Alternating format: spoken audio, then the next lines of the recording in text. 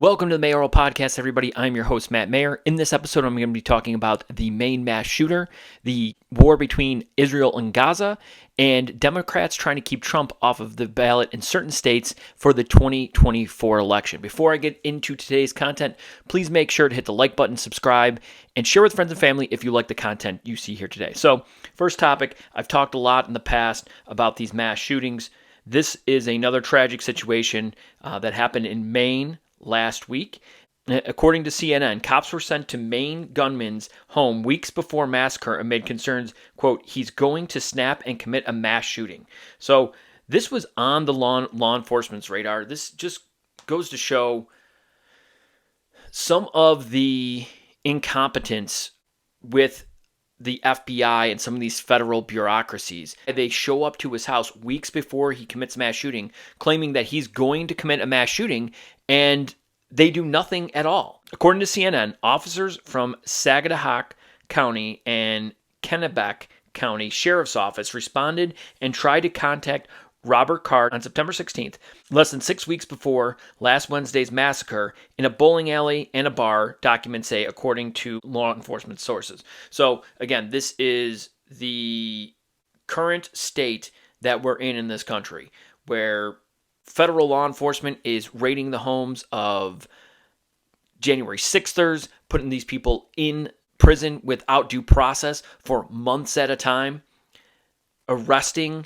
people and swatting their house for protesting at Planned Parenthood, and they can't seem to stop this guy here. The signs were all there. They did nothing to stop him. They had the opportunity to do so, and they managed not to do so. But meanwhile, you'll see this from over the weekend. Articles from October 30th, which was yesterday. Today is Tuesday, October 31st, 2023. This is from yesterday. This is talking about a shooting in Chicago where 15 hurt, 2 critically in mass shooting at Halloween party in Chicago's West Side. Now, there's a couple reasons why they're presumably not putting this as a national news story. One, it's happened in Chicago, and this is kind of commonplace. 2, the race of the shooter is black, and he was not using a semi-automatic rifle. So Democrats and liberals try to claim that they only really want to ban the scary guns, the weapons of war. This is, again, I've talked about it in the past, the weaponization of language. When something is something they want to protect, they soften the language. When something is an incident like the mass shooter in Maine, they want to harden the language. They want to call these guns weapons of war to get you all riled up, to get people all riled up.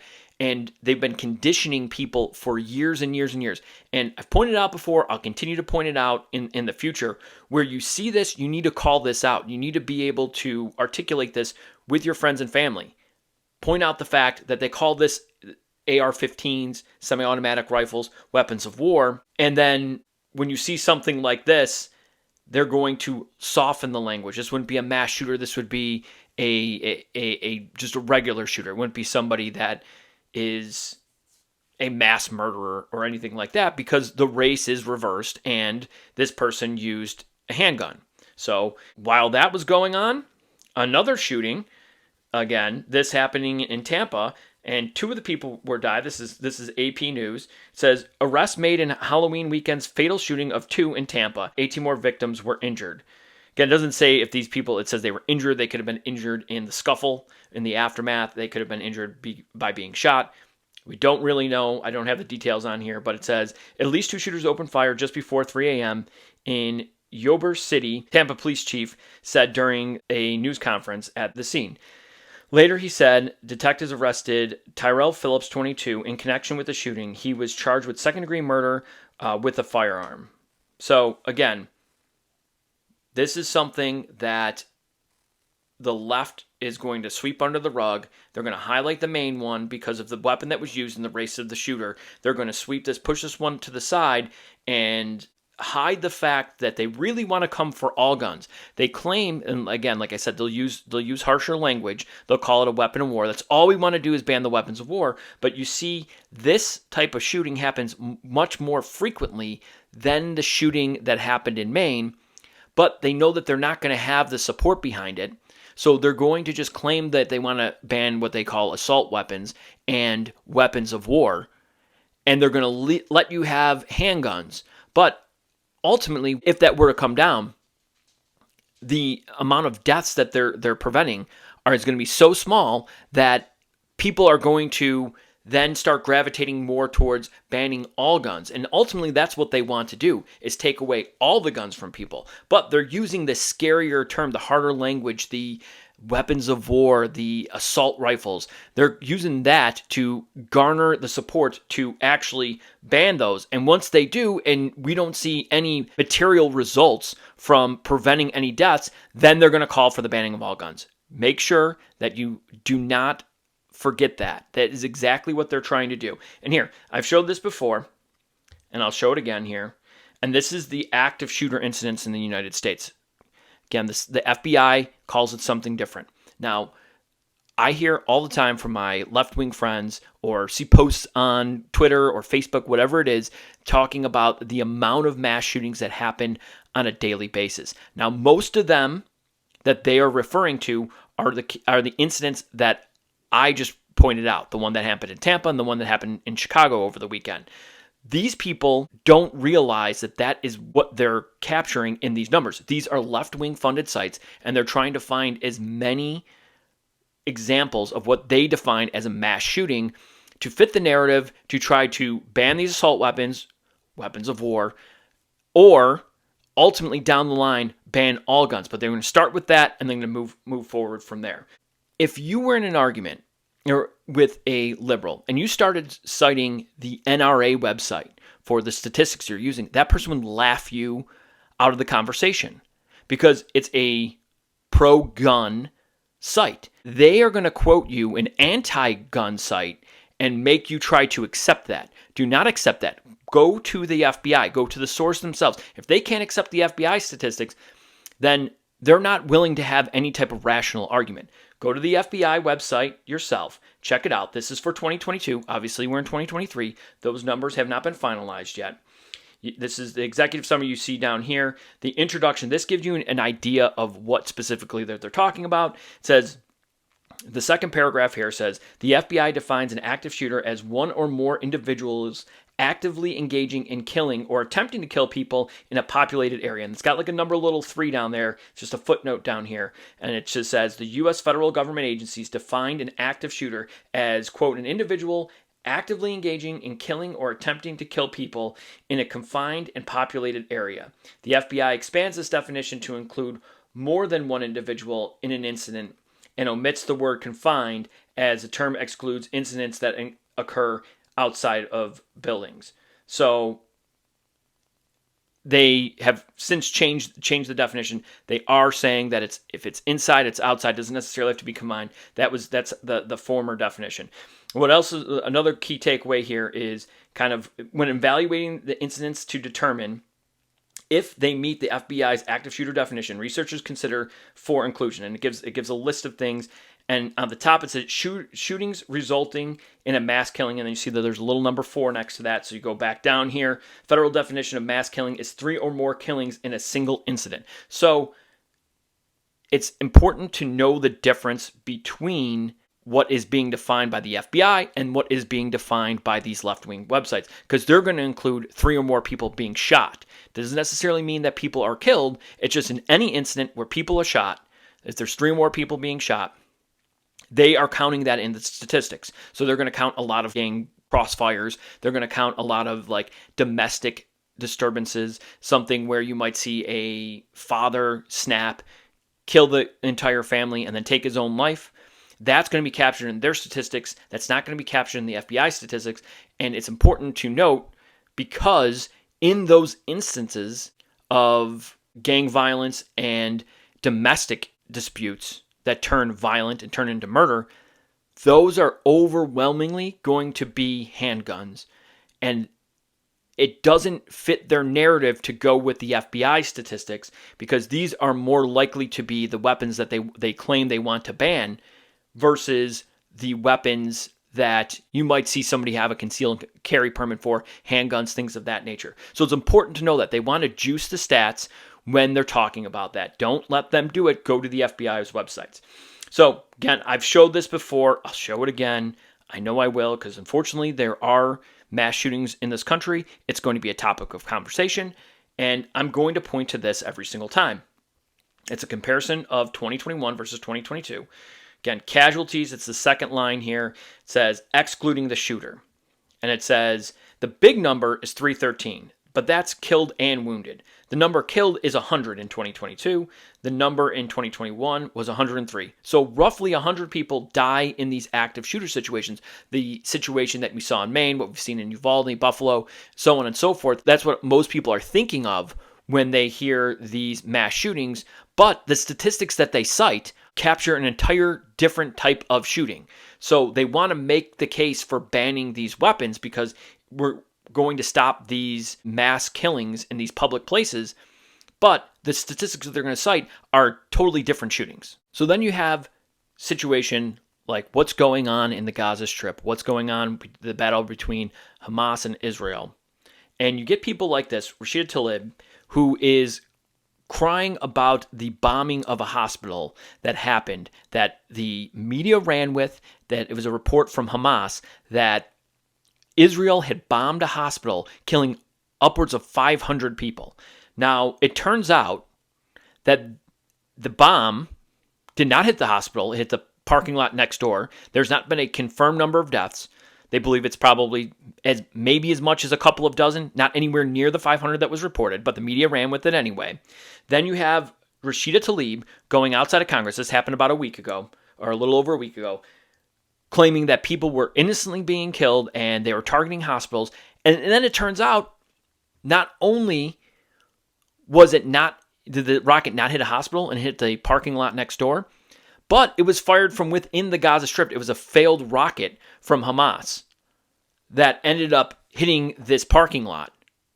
And this rally that she held outside of Capitol Hill was after that information had already come out. They found out that the initial report was from Hamas. It was all propaganda, and it ended up being a rocket fired from within Gaza, did not hit the hospital. Not very many people died relative to the amount that they were talking about, 500 plus people. It was maybe a couple of dozen. But she still goes out in front of Congress and has this rally. Subsequently, a group of pro-Hamas terrorist supporting people gather inside of Capitol Hill, or inside the Capitol building, and start chanting pro-Hamas chants.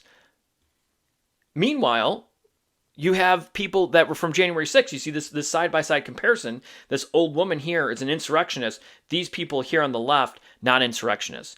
And just so you are aware, the claim of stopping official proceeding, that's what was going on on Capitol Hill that morning when these protesters entered the Capitol building as well. So they were preventing a official proceeding by their protest. Now people are going to say, "Oh, look at that! It's all peaceful." Like, they're not allowed to break into the Capitol building. The rules need to be the same for everybody. January 6ers weren't allowed to break into the Capitol building, and they should be punished accordingly. So should these people. But you're going to hear like, "Well, this isn't the same thing." Will Rashida Tlaib face the consequences? Will she be considered an insurrectionist? Are they going to try to take her off the ballot like they're trying to take Trump off the ballot? And I'll talk a little bit more about that later. But they're trying to take Trump off the ballot in states like Colorado and Minnesota. No, I don't think so. There's absolutely no way that they will. But they're going to downplay this protest while simultaneously continuously making January 6th the worst attack on America since Pearl Harbor, since 9/11. But people are gonna go with it. I don't know how they keep falling for it, but they will. So meanwhile, you then have the UN voting for a ceasefire in Israel. The resolution passed 120 to 14 for a ceasefire. 120 to 14. There's a bunch of abstentions here, and I'll go over that right here. And this just shows the weakness right now of the West in the world. 120 in favor, 14 against, and 45 abstentions. The there was only a handful of Western, what you might deem as Western countries that voted against the ceasefire. One, Austria. Two, Czechia, and Croatia, if you want to count those, they're kind of Eastern European. Fine. Then you have Hungary, Israel, and Hungary's not really even very Western, but I'll count them. And then the United States. So you got about 6, and then you got some countries that nobody cares about: Papua New Guinea, Paraguay, Tonga, so on and so forth. But the big issue, more than anything, is the abstentions. Look at the abstentions here. How many European Western type nations you would think would have the back of Israel? They're such cowards. They won't even stand up. They won't even take a stance on the other side. It's like, if you're pro-Hamas, then at least say you're pro-Hamas, like some of these countries did, like France did. But they're so cowardly, they won't even vote. They abstain from the vote. So here we go. Australia, Bulgaria, Canada, Denmark, Finland, Germany, Greece, Iceland, Italy, Japan. Like, these are supposed to be Western nations. Latvia, Lithuania, Netherlands, Poland, the Philippines. The Philippines should be on the side of Israel. Slovakia, Serbia, Ukraine, and the United Kingdom. I mean, it's really telling. I mean, Ukraine abstains from this vote. I mean, where are their priorities? They should be on the side of Israel. You would think of all these countries currently going through. They were invaded by Russia. You would think that they would be on their side, but no, they're all cowards. Every single one of them is a coward country. Surprisingly, the U.S. stood up for Israel, but this ceasefire only helps Hamas, and they're claiming that there's just been so much death in this area in Gaza. They're claiming as much as 7,000 citizens have died from the bombings in Israel, or from Israel to the Gaza Strip. Keep in mind, 3 weeks ago, Israel was invaded by Hamas, and they tortured, killed, raped civilians, and kidnapped civilians as well.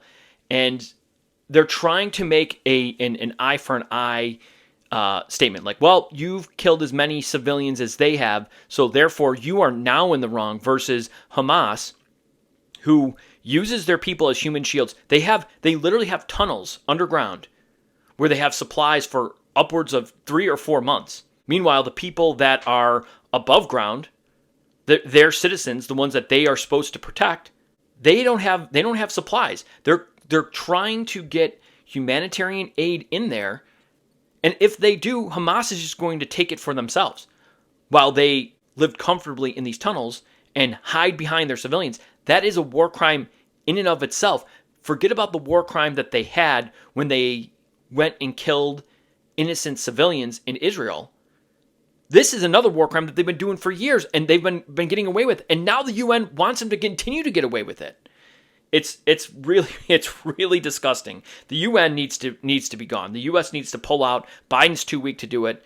I wish that Trump had done it. He didn't. If Trump gets reelected, he needs to pull out of the UN, disband the UN, redo NATO. Like there's a lot of things that need to change with foreign policy, and Trump's more likely to do it than Biden. Biden's not going to do it. So I pulled up this link here. It's talking about World War II. So in World War II, it says 384,000 soldiers killed in combat, but a higher civilian death toll, 70,000 opposed to 2,000 in World War I, largely due to German bombing raids during the Blitz. 40,000 civilians died in a 7-month period between September of 1940 and May of 1941, almost half of them being in London. So this is talking about England. So 70,000 people died, and 40,000 of them during the Blitz the Blitz bombing during that time frame. So if you are going to make that equivalency with Hamas and Israel, that, well, they killed 1,400, 1,500 people. Once you exceed that number, now you are in the wrong. This is a Wikipedia article. It says civilian deaths during the war include air raid deaths, estimating German citizens killed only by Allied strategic bombs have ranged from 350,000 to 500,000. So I might not be a mathematician, but those numbers are far greater than the 70,000 in England by the logic that the left currently has now. Once that number had been reached at 70,000, the Allies should no longer have been bombing Germany. The Brits should not have been bombing Germany. They got their blood. They got their revenge. It's an absolute false moral equivalency that people on the left keep trying to push. If you hear people talk about that, bring up these examples from history. The Germans were the wrong side of history. They were killing innocent civilians. And because of that, the Allies and Britain retaliated. And in order to eradicate Nazism from Germany, there was going to unfortunately be some civilian casualties. And to equate the two as morally the same is intellectually dishonest. It goes on to say civilian deaths due to the flight and expulsion of Germans, Soviet war crimes, and the forced labor of Germans in Soviet Union are disputed and range from 500,000 to over 2 million. So the acts of the Allies could be attributed to almost 2 million German civilian deaths. Were we in the wrong in World War II to stop Germany, to stop Hitler, to stop Mussolini, to stop Japan? I don't think anyone would make that argument, but people are making that argument today. And Rashida Tlaib, possibly the worst member of the squad, I don't know, they're all pretty bad. Still, to this day, doubling, tripling down on the attack on the hospital that was not from Israel. It was Hamas's rocket, and it did not bomb the hospital itself. But that doesn't matter to her. She's going to continue to push this garbage and this false narrative, which should be shut down for disinformation on Facebook or Instagram, or will Google censor her information? No, absolutely not, because she's on the left. Meanwhile, you have these protests all over the world. This one it's a protest that happened in New York City. This post is from A.G. Hamilton 29, and he points out something perfect. It says, they're chanting, settlers, settlers, go back home. Palestine is our home. Then what are they doing and living in Brooklyn? Yes, what are they doing? They're stealing lands from the natives, right? Like, these people know their hypocrisy knows no bounds. They don't care. They just want to eradicate Israel from the face of the earth. And these people are all over the country. It's and not all over the country, all over the world. These far left-wing, pro-Hamas, pro-terrorism groups funded by people like George Soros. And ironically, you used to be called anti-Semitic if you even mentioned George Soros. But there's proof that he's actually funded these groups that are anti-Israel, that want to eradicate Jews, and somehow he's not considered an anti-Semite. Again, hypocrisy on the left, it knows no bounds. Don't pretend, or don't let people pretend like it does, because it will go on further and farther than you could ever imagine. And then there was this horrific incident. If you've not seen the video, it's really, really tough to watch. As somebody who grew up loving to watch sports every single chance I got, I never played ice hockey before. I played maybe some street hockey, some roller hockey, things of that nature in the past, but nothing really organized. I do enjoy watching the game of hockey. This happened in a league over in the United Kingdom. It says ice hockey player Adam Johnson dead at 29 after freak accident. Right when this happened, the media came right out and called this a freak accident. I've heard different people make different claims as to why they're calling this a freak accident, and I get the initial response of the league and the media to try to make it seem like it was a freak accident. You don't like to think that people can go out there playing a game and be murdered, essentially. But if you watch this play, man, like this looks intentional to me. I think there's a lot of people out there that have seen it and says, like, that was... I don't think the guy went out there trying to kill somebody, but he went out there attempting to strike him with his skate. And I'll play just the beginning part of the video because I'm not going to play the aftermath. It's gruesome. The poor guy, this Adam Johnson's hanging on for the rest of his life, which is unfortunately going to end shortly after this incident happened. But you see this freak accident.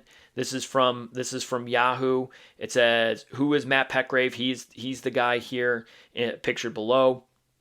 He's the guy who struck Johnson in the neck with his skate. And it says, "Who's Matt Petgrave?" The other player involved in Adam Johnson's death. Again, media trying to downplay this. I've heard people say because this guy's black and the other guy was white, they're trying to play that angle. I don't necessarily think that. I think more than anything, they're trying to cover for the fact that this is a game. It's at times a violent game, and obviously these guys have two blades that they play on that are deadly weapons, and you'd like to think that nobody's wielding that weapon against another player. However, I believe in watching this video that it absolutely was that case. So I'm going to jump off here. I'm going to play it full screen and just kind of talk through what's happening. Again, I'm not going to play the whole thing because you would see a crazy amount of blood. And you can even see here before I pull it up, the first thing, the first comment here from Jeff Younger says that was intentional.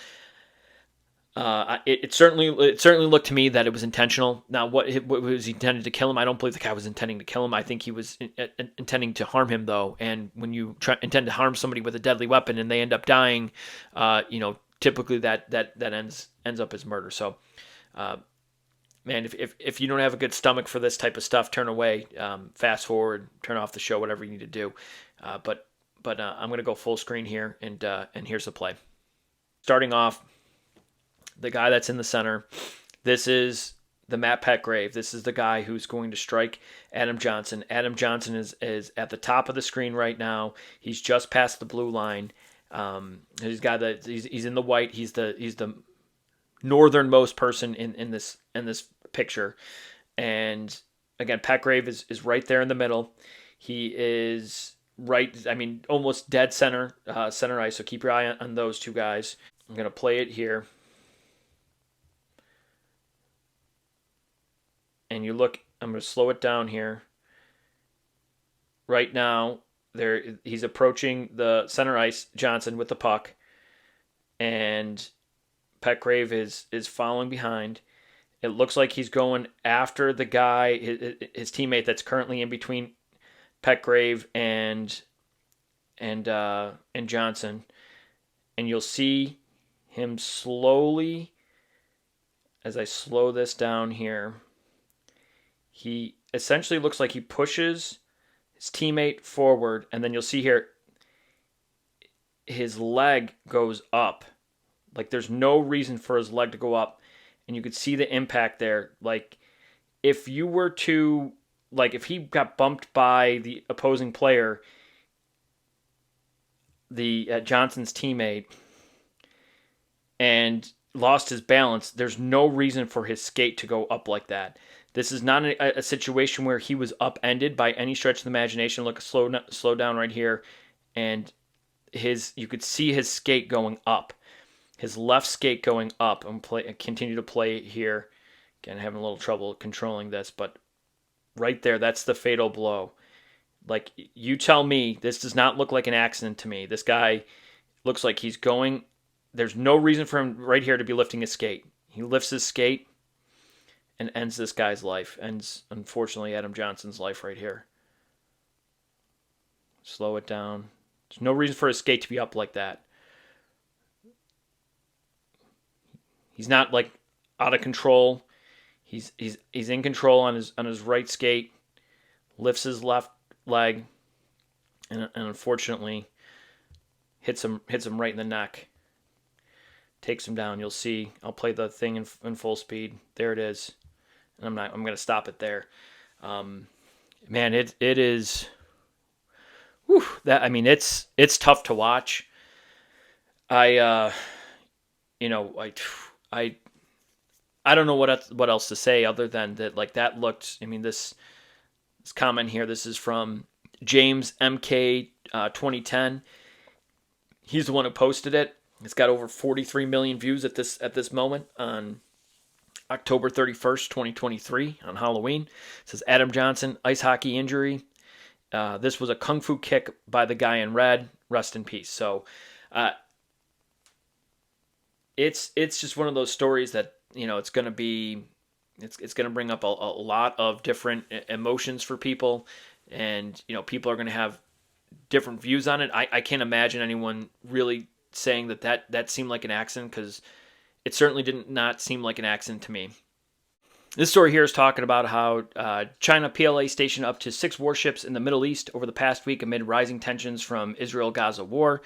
Reports now, I saw people say like, oh, well, they've had warships there in the past. Well, this is directly from China, from a paper in China, if I'm not mistaken. It's from South China Morning Post, and they're saying that they've brought these ships into the region, and it's because of the rising tensions. Now, they may have had them there previously for different reasons. Well, this is making the claim that they've done that, and I've heard people, and I'm sure everyone's heard people say we're moving closer and closer to World War III. I would argue against that, and I would say that we are already in World War III. Now, when you look back at history, when it comes to World War I and World War II, those weren't called World War I or World War and then World War II until well into the war. So I'm going to pull this up here. This is just Japan's timeline in World War II. It said the country formally entered World War II on September 20th, 1940. And 5 days later, they signed an alliance with Germany and Italy. So that was a full year after Germany had invaded Poland, and which is marked as the starting point of World War II. It wasn't until these two conflicts joined each other, the Japanese conflict and then the conflict in Europe, that people would start making that connection that it is World War II. Before it was just, a war in Europe and then a separate war by itself. That's why I'm making the case that we've already seen the beginning of World War III. And that was when Russia invaded Ukraine. Subsequently, the United States and the West fighting a proxy war over there with funding Ukraine to hold off Russia.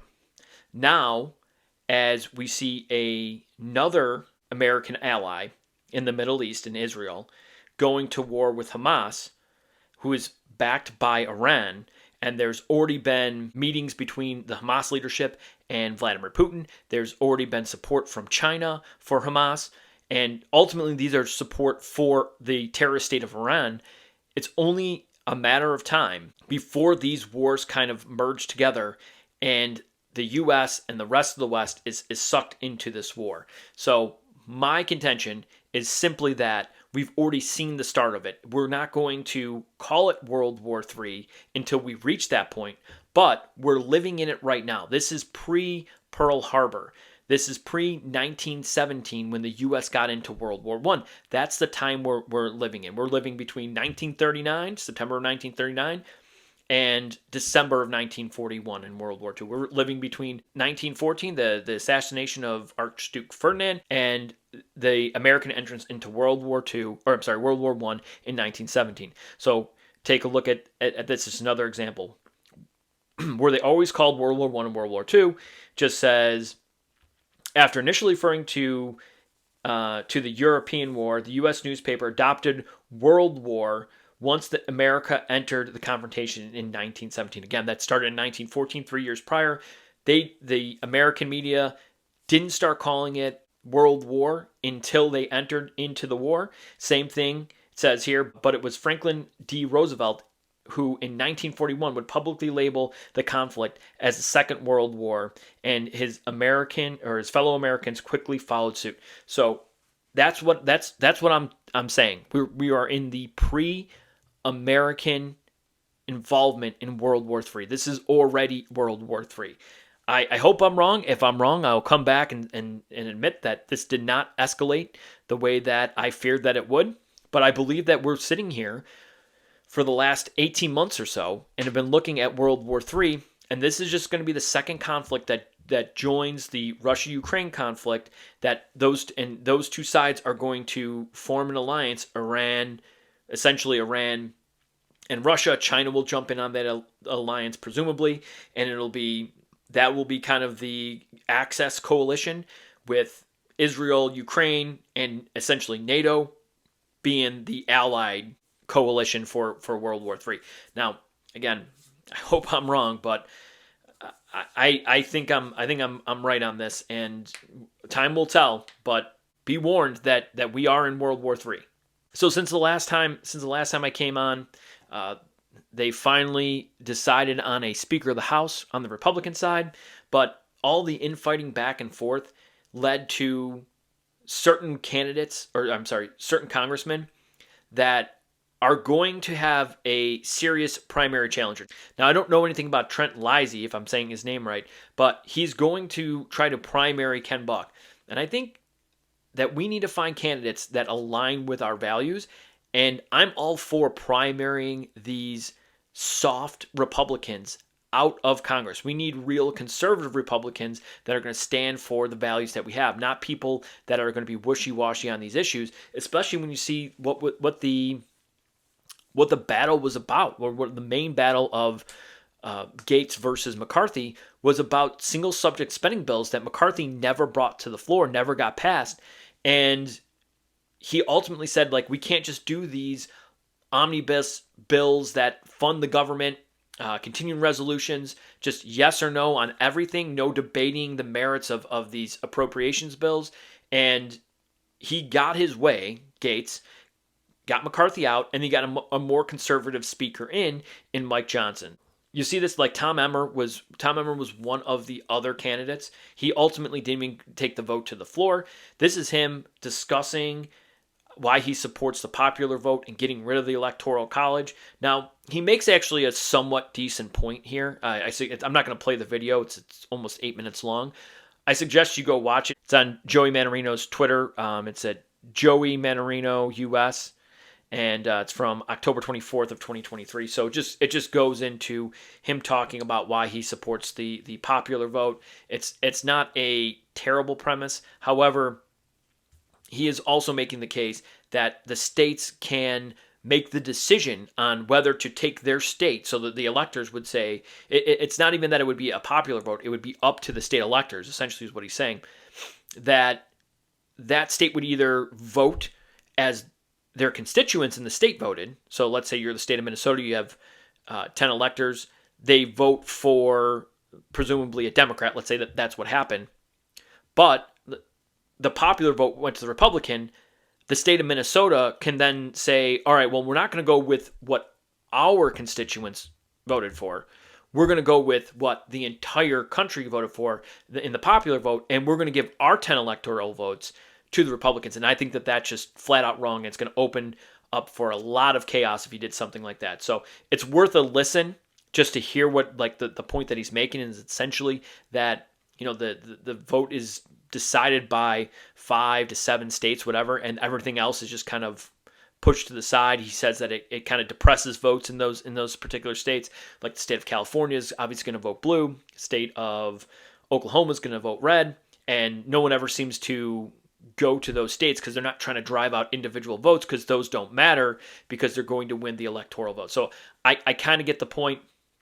At the same time, if you're going to have your electors vote against the will of the people of your state, that's going to cause a bigger issue. So I use the state of Minnesota as an example.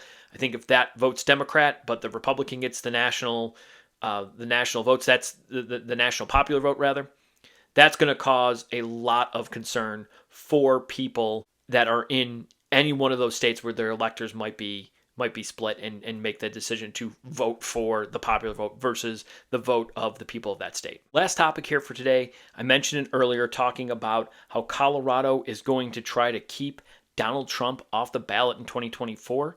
And this is from The Guardian, a left-wing site, just says, Colorado court hears arguments to keep insurrectionist Trump off the 2024 ballot. So again, I was talking earlier about language and how they weaponize language, how they try to soften language in some scenarios, and how they try to harden language in others. They use weapons of war to try to make semi-automatic rifles seem more dangerous. They're doing it here, calling Trump an insurrectionist, even though what was alleged in the January 6th case that was brought up by Jack Smith, There was no sedition, there's no insurrection, any of that. There's no charges as such. So even if he gets convicted in the January 6th case, insurrection will not be part of that conviction. So they're making the case that Trump, who has not been convicted of this and is not even being tried for it, should be excluded from the ballot because of the 14th Amendment. Now, there's Colorado and there's Minnesota that are talking about it. Colorado is the first one to kind of hear the side of the argument. Ultimately, I think if this actually ends up happening, you would see this go to the Supreme Court. It'd probably be overturned, and Trump would in turn be on the ballot in Colorado. There's about just a little bit over a year left, a year and about a week, maybe, until the 2024 election. So we'll see ultimately how that plays out. But this is what it's saying. They're trying to keep Trump off the ballot. Now, it's interesting that they do that because I think strategically that's a bad move for the Democrats. They've done everything that they can to try to keep Trump either off the ballot or keep him out of the White House and winning in 2024. But everything they seem to do seems to give him more power. It's like him and his base are like the Incredible Hulk, and every time you shoot bullets at him, it just angers them more, and he becomes even more dangerous. Well, dangerous to them in potentially winning the presidency. So if you look at this is a Harvard-Harris poll, and this is posted on Interactive Polls. It's a good follow on Twitter. They put out just they just put out information, just say this is where Trump is. This is they do updated polls. So it's at IA Polls 2022, and this is a Harvard-Harris poll, and it says where Trump is with leaners, he's +4, but where he is with leaners when you add Kennedy is +6. Then with leaners, when you add Cornel West, he's +7 on Biden. So him being removed from some of these ballots, some of these state ballots, is an attempt to weaken him, but I think it only helps him. So let's take a look at, I love this 270 to win. It's 270towin.com. And this is a look at the map as it played out in 2020. But if he were to get taken off the ballot in Colorado, it's a state that he's most likely not going to win. It's probably less than 5% chance that he wins it. Minnesota, too, probably maybe slightly more. It's a little bit closer of a state. But unlikely that he wins either one of those states. Long odds for him to win. But taking him off the ballot is then going to push all the Trump supporters to furiously get out and vote for RFK. Because they don't want Biden to win that state. Now, RFK is already going to siphon off some of the vote. So let's take a look at those polls. Take a look at the poll, and I'm just going to use this kind of broadly speaking. This is, again, IA Polls 2022. Good follow on Twitter. Has presidential election poll. This is from Ipsos. The post is from October 27th, 2023. And it's from the dates that the poll was from October 3rd and October 4th. And this poll has Biden up by 1 on Trump, but when you add RFK in there, Trump's up 2 on Biden. So RFK pulls 14% of the vote in a national election. So I'm going to apply that to the results that we saw in 2020. Okay? So look at the states, individual states. You look at Colorado, Trump had, let's call it 42%, Biden had 55.5%. Even if you divide that 50-50 and say 14% RFK is going to garner, half of that is going to come from Trump, half of that's going to come from Biden, and it shows already that poll showed that it's actually more Biden support than Trump, but let's just say 50-50. So you take 7% off of both of those two, you end up with 48.5% for Joe Biden and 35% for Donald Trump. So let's say all the Trump supporters go from Trump directly to RFK, because they're certainly not going to vote for Biden. So they go from Trump to RFK. That's 35 plus 14, that's 49. That gives RFK a legitimate chance to actually win the state of Colorado. Now, Cornel West would likely pull more voters from Biden than Kennedy, but let's say even if he's equal, that still slightly maybe favors RFK. Take a look at the state of Minnesota down here at the bottom. You had 52.5% for Biden, and you had 45, we'll round down to 45 for Trump. do the same exercise, 52.5 minus 7 gives you 45.5, and then 45 minus 7 gives you 38, but you add 14 to the 38, you're at 52. If all those supporters go from Trump to Kennedy, which I believe the overwhelming, if not all those supporters would do that, you got a potential of RFK Jr. winning the state of Minnesota, winning the state of Colorado. So any of these states that Biden would have won anyway just hurts the Democrats even more. Because ultimately, and I talked about this in one of my last episodes, you need to get to 270 votes. It doesn't matter how you get there. But if nobody gets to 270, all of a sudden you're looking at an election that's going to go to the House of Representatives. Each state gets one individual vote. So it doesn't matter which side of the aisle has control of the House of Representatives. Each state gets one vote. So there's 50 total votes. California is going to vote for Joe Biden. Texas is going to vote for Donald Trump. But those only count as one vote. It doesn't matter that they're the two largest states. You have a state like South Dakota. You have North Dakota. You have Idaho. Those all get one vote. And they'd all go for Donald Trump. So if you take those numbers away from Joe Biden, the math becomes increasingly more difficult for him to win in 2024. So while this is ultimately aimed to hurt Trump, I think big picture it hurts Biden because it actually opens up those states as potentially being won by RFK. So if you go here to the map, look 303 for Democrat, 235 for Republican. That's exactly how it broke out last time. I know actually Biden got a couple more votes and Trump had a few less, but the math has changed with the new census. So there are more Republican votes from the states that Trump won in 2020. So you take away Colorado and you take away Minnesota. Now the math is such that Joe Biden can't afford to lose really any of the states that he picked up from Trump in 2016. Otherwise, it could go to the House of Representatives. So, for example, if you were to just take Michigan, so the states that went, I'm going to clear them out right now, and I'll give these states back to Biden. You look at the states that went for Trump in 2016 and then Biden in 2020, which was Georgia, Pennsylvania, Michigan, Wisconsin, Arizona. Those are going to be the most flippable states. They flipped from 2016 to 2020. They're probably the most likely states to flip back. Now, there are a couple other states that are on here, New Hampshire, Nevada, North Carolina, I believe, especially when you add in the calculus of having RFK Jr., could change the equation. But let's just stick with those states. And we'll take away Minnesota and Colorado from Joe Biden. We can give him Arizona. We can give him Wisconsin. We can give him Pennsylvania.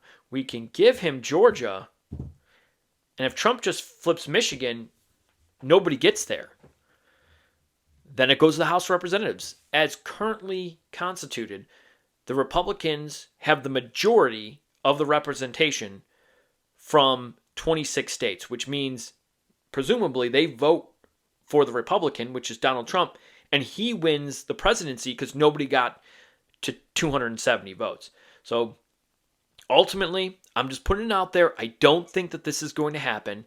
Not that I don't think that they will rule that way in very liberal states like Colorado and fairly liberal states like Minnesota, but I think that it'll ultimately get turned down by the Supreme Court.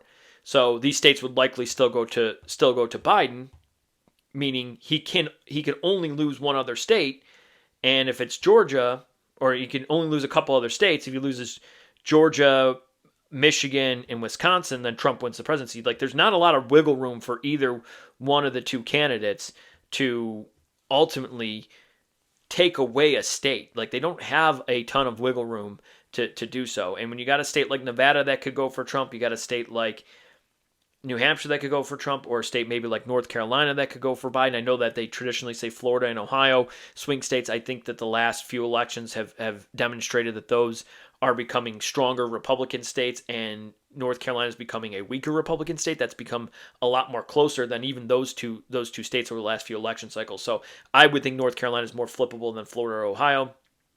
And same thing with Nevada and New Hampshire. You could maybe make the case for Virginia just because of the statewide election in 2021, where Republicans won big victories in the governor, the lieutenant governor, and so on. I don't think in a national election that's going to happen. You can make the argument for it. I don't believe it's going to happen. But again, you take away Colorado, Minnesota, and you give one of these bigger states, Georgia, Pennsylvania, or Michigan. I think Georgia would be the most likely one to flip. And you're looking at 267 for Biden, 251 for Trump, 20 for RFK Jr. It goes to the House. So ultimately, I think that would be a move that hurts Biden unless it's in a state that Trump is presumably going to win. And in those states, they have pretty red state houses. So I don't see that happening in those states. But if you start doing that in that state, even if you do it in a state like Wisconsin, Wisconsin's presumably then going to go for RFK. You do it for or Michigan, like Michigan's then going to go for RFK. Those states are too close to eliminate Trump from the ballot and lose the support from RFK. That RFK couldn't win those states. He could absolutely win those states because they're just too close. Even Colorado's too close when you look at the math. Now, ultimately, Colorado might still go for Biden, but I think when I broke that down and I said 14%, and let's give half from Trump, half from Biden, and even the polls suggest that it helps Trump more than Biden, I think in these, especially these liberal states like Colorado, Trump's only pulled 42%. How much more can you really take off of what he does? And then Kennedy was a Democrat until about 5 minutes ago, and the Kennedy family is synonymous with being Democrat because of RFK Sr. and JFK. Like, I think ultimately it hurts Biden more that he's in the race. West certainly hurts Biden more that he's in the race. You can't just assume that this isn't going to hurt Biden in a significant way enough to where he could almost essentially jettison some states from potentially winning and calling them like giving them essentially to RFK, or giving RFK an opportunity to win those states. Again, like I said, if you take them off the ballot in Minnesota, Wisconsin, Michigan, Colorado, Pennsylvania, what do you think the chances are that doesn't just go to RFK? Meaning nobody gets to 270, and then you have a bunch of people that are pissed off saying the election was rigged, it was stolen. It would be rigged in this case. Like, they're trying to rig it against Trump, and if you take him off the ballot, it's like a carnival game. Like, if you try to throw the ball in the hole, and the hole isn't big enough for the ball to fit in, then yes, the game is rigged for you to lose. They're trying to rig this for Trump to lose. Like, if he can't even compete in these states, how can he possibly win them? He's not even on the ballot. Now, it would take an effort from, I'll give you this, it would take an effort from conservatives to get the message out to not try to write somebody in, to vote for RFK, because that would change the math considerably. Yes, if Republicans go out there and try to write in a candidate for president, and instead of voting for RFK, then yes, Biden would then win those states, and then it would be 100% rigged in favor of Biden. Now, could that happen? Sure, it could absolutely happen, but I think that the message would have to go out to the masses that in these states where Trump is off the ballot, don't write somebody in. Don't write Trump in. He's not going to win. There's not going to be enough people that are going to do that. But if everybody goes and votes for RFK, RFK could win the state. That's it for this episode of the Mayoral Podcast. Thank you for tuning in. Please make sure you hit the like button, subscribe, and share with friends and family if you like the content you see here today. And I will see you all in the next video.